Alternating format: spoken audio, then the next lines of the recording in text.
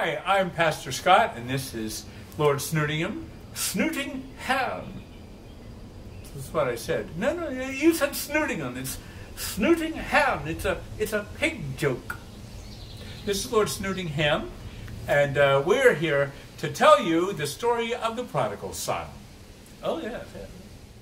Hello, I'm Persimmon Porker with the Prodigal Press. I'm here today with Lord Snootingham, pig extraordinaire. Sir, I understand that you had actual contact with the boy. Oh, yes, I jolly well did indeed, yes. The young chap came scrounging for a job here at the farm. Wasn't much to look at, I must say. Rather thin, clothes and hair all dishevelled, all messed up. He rather smelled like he hadn't washed in months. You mean he smelled worse than pigs? Whatever do you mean? Oh, sorry. No. So what did he do here at the farm? Well, given the circumstances, we could only give him the lowest job. He was a servant to the pigs, actually. He fed them and gave them water. Yes. He did a passable job of it too, for a while. It sort of until. Until what? Well. After a while, he just got so tired and worn out and hungry. It just wasn't proper that he should eat the delicious food that was reserved for the pigs. No. But looking back, I guess he didn't have anything to eat at all himself. No. Don't know how I missed that one. But who was he? Where did he come from? Yes, well, I did sit down with him one afternoon, and he told me his story. Oh, do tell. Well, he told me that he grew up in a fine house a few days' walk from here. They had a big farm and many workers. He had a mother and a father and an older brother. And, well, he said that one day he just got a bit greedy. Greedy? Oh, yes. Greedy. He wanted the inheritance from his father right then. Didn't want to wait until the old guy died. No. He wanted it now. Well, that's rude. Oh, indeed. Very, very rude indeed. Imagine a boy who loves money more than his own father. But the father loved him more even then. So he gave his son half of his wealth right then, on the spot. The boy was so happy he left home to go spend it on, fun things, I suppose. Fancy parties, expensive food, things like that. I still don't understand how he ended up serving pigs. Well, yes. Well, money does tend to run out, you see.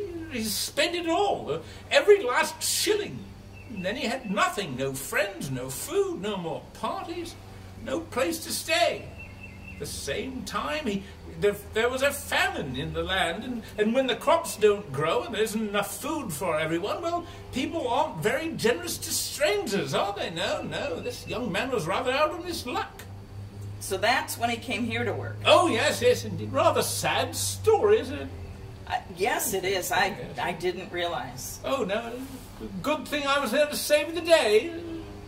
What, you saved the day? Of course I did, yes. Rather humbly, I must say. Yes. I was the one who told the young lad to go home. He was ashamed to do that, but didn't want to admit to his father how he had wasted all that money. But I was able to convince him. He knew wise advice when he heard it, yes. I understand that something amazing happened when he got home. Oh, yes, quite amazing. Exactly as I had planned out, you see. I had him write out a little speech and practice what he would say to his father, how he was ashamed and how he was sorry and how he should have never taken the money and run. He was going to ask if he could work for his father. It'd be better than serving the pigs here, I suppose. He was definitely not going to ask to be treated like a son anymore. He didn't deserve that, but, well, he could be a servant to his father. Okay, but did you hear what really happened? What do you mean, what really happened? It sort of worked perfectly.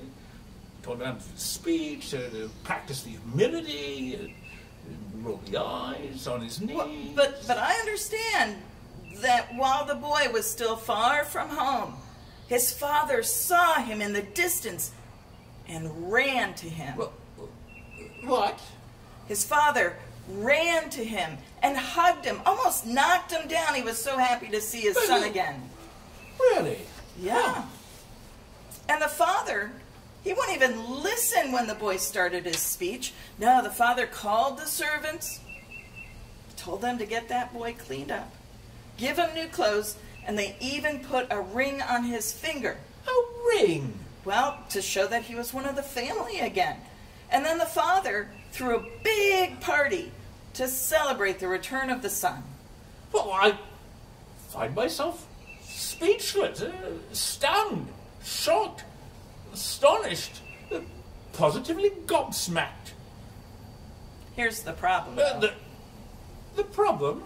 It's the older son. Ah, yes. Mr. Perfect. The lad told me about him, right? Always done everything right, and always the father's favorite. Well, maybe, but the older son was mad. He was mad that his father was willing to be so generous to the younger brother, that he was willing to trust him again, that he would welcome him home and throw a party for him. Well, I can understand that. So then, the father comes to the older son and asks him to come into the celebration. When the father, when the father says that and the boy refuses, the father says, "Son, you are always with me, and all that is mine is yours. But we had to celebrate and rejoice, because this brother of yours was dead and has come to life. He was lost, and he has been found." Did you know that the very definition of the word prodigal is wasteful? I did. Yes, his whole story seems rather full of waste, doesn't it? The son wastes his inheritance, but also his father's love. And the father wastes his love and forgiveness on the younger son by giving when the boy doesn't really deserve it. Oh, and the elder brother, too, wastes his father's love because he doesn't appreciate what he actually had all along. You're right. This story is told by Jesus to teach people about God. God loves us, even when we don't deserve it, or appreciate it, or show it in return. God waits for us, and looks for us, and comes to us when we are lost. God's own Son, Jesus, came to show us this prodigal love. Well, once again, I'm positively gobsmacked.